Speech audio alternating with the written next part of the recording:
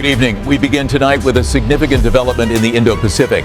Indonesia is sending technicians to France to master Rafale fighter technology. Indonesien sender teknikere til Frankrig for at studere Rafale-teknologien. Fokus er på færdigheder, vedligeholdelsesexpertise og langsigtede luftmilitære kapaciteter.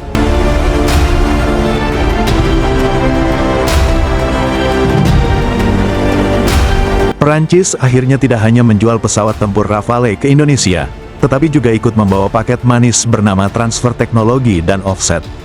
Dalam kontrak bernilai miliaran euro itu, Dassault Aviation sepakat menggandeng industri pertahanan dalam negeri seperti PT Dirgantara Indonesia, PT DI, dan PT Land Industri.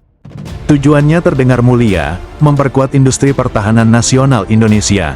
Setidaknya di atas kertas, program offset dan TOT ini digembar-gemborkan sebagai langkah strategis agar Indonesia tidak terus-menerus menjadi pembeli setia alutsista asing. Indonesia dijanjikan pelatihan teknisi, peningkatan kemampuan pemeliharaan, hingga akses ke teknologi pesawat tempur generasi 4.5. Narasinya sederhana, Rafale bukan sekadar datang, tapi juga meninggalkan ilmu. Namun, seperti biasa dalam bisnis senjata global, kata transfer teknologi perlu dibaca dengan kacamata tebal. Yang ditransfer adalah kemampuan maintenance, repair, overhaul, MRO, pelatihan sistem, dan sebagian pengetahuan teknis, bukan resep rahasia dapur Rafale. Mesin, radar AESA, dan sistem peperangan elektronik tetap dikunci rapat di Prancis. Prancis paham betul satu hal, teknologi tempur adalah komoditas strategis, bukan barang diskon. Indonesia boleh merawat, mengoperasikan, bahkan memahami sistemnya, tetapi untuk memproduksi Rafale secara utuh, jangan bermimpi terlalu cepat. Meski begitu, pemerintah Indonesia menilai skema ini sebagai langkah maju, karena untuk pertama kalinya industri pertahanan nasional diajak masuk ke ekosistem tempur Eropa modern.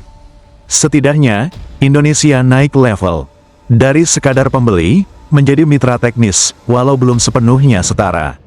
Singkatnya, Rafale datang dengan janji alih teknologi.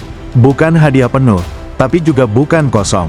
Sisanya tergantung satu hal, apakah Indonesia akan puas sebagai bengkel canggih, atau terus menekan agar suatu hari bisa berdiri sebagai produsen teknologi tempur sejajar.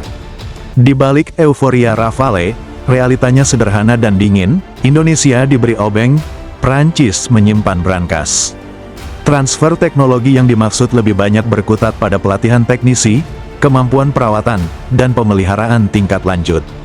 Istilah kerennya MRO. Istilah jujurnya, Indonesia boleh merawat, tapi jangan ikut merancang. Soal jantung Rafale, mesin Snecma, radar AESA, dan sistem peperangan elektronik, semuanya tetap menjadi rahasia negara Prancis.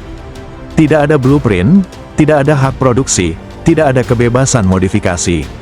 Teknologi inti dikunci rapat, karena dalam bisnis senjata, kedaulatan teknologi adalah senjata paling mematikan. Prancis tentu paham betul permainan ini, memberi cukup agar Indonesia tetap puas, tapi menahan cukup agar ketergantungan tetap terjaga. Indonesia boleh merasa naik kelas dari pembeli menjadi mitra teknis. Namun faktanya remote control tetap di Paris. Pemerintah Indonesia menyebut skema ini sebagai lompatan besar industri pertahanan nasional. Mungkin benar, jika standar keberhasilannya adalah menjadi bengkel tercanggih di kawasan. Bukan produsen sejati. Rafale memang datang bersama janji alih teknologi, tapi janji itu berhenti tepat sebelum menyentuh wilayah paling sensitif. Singkatnya, Rafale bukan alat pembebasan teknologi. Ia adalah pengingat keras bahwa dalam geopolitik pertahanan, negara besar menjual kekuatan, bukan kedaulatan. Indonesia boleh mengoperasikan, memelihara, dan mengagumi Rafale, tetapi untuk benar-benar menguasainya, itu cerita lain, dan Prancis belum berniat membukanya. Hari ini Indonesia mungkin masih belajar merawat dan memahami. Namun sejarah membuktikan, negara yang serius memulai dari bengkel, bukan dari podium. Setiap teknisi yang dilatih, setiap sistem yang dipelajari, dan setiap rantai pasok yang dikuasai adalah batu loncatan menuju kemandirian sesungguhnya. Rafale bukan simbol ketergantungan permanen, tapi bagi pengguna cerdas adalah alat transisi. Pertanyaannya bukan lagi apakah Prancis mau membuka teknologi, tetapi seberapa cepat Indonesia siap memaksanya dengan kemampuan sendiri. Dan jika momentum ini dijaga, bukan mustahil suatu hari Indonesia tidak lagi menunggu izin untuk menguasai teknologi tempur, melainkan menjadi negara yang menentukan standar permainannya sendiri. Api sudah dinyalakan, tinggal keputusan, dipelihara, atau dibiarkan padam.